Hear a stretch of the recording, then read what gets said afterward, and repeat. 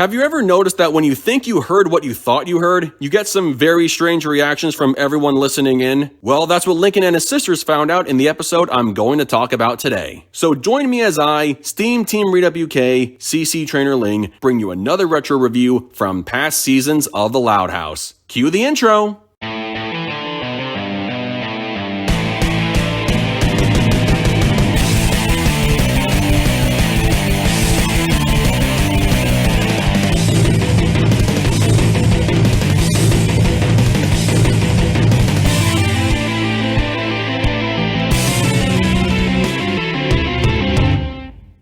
Today's episode is Ties That Bind. In this episode, the kids eavesdrop on their parents' conversation and think they might be getting rid of them, except the parents' discussion has absolutely nothing to do with them. I know this is one of those plots where everyone could have just taken Lola's approach and simply confront the parents right at the beginning so the whole conflict could have been avoided, but then we'd be left with an incredibly short episode with the kids not taking the initiative to clean up their act, and we would have missed out on everyone's reactions to what their parents were talking about. Obviously, the most noteworthy highlights of the episode were the moments where everyone was listening to what the parents were saying through the bathroom vent and greatly misinterpreting what they were actually talking about. The conversation was about their dad's wacky tie collection, and yet I found it both hilarious and clever how every time they made a reference to any one specific tie, each of the kids assumed their parents were talking about them specifically. For a few examples, Luna was the musical one that made the mom's ears bleed. Everyone looked at Lenny when they talked about the dumb one, and somehow Lenny was too dumb herself to understand why everyone was looking at her. And Lola got mad when her dad thought he could do without the pink one. Anyway, the kids thought acting more well-behaved would convince their parents to keep them, and they assumed their plan worked. But then they found out they were planning to only keep one of them, and originally assumed Lincoln was the one they were going to keep. But then they decided they were only going to get rid of one, and that would be the one with the white hair.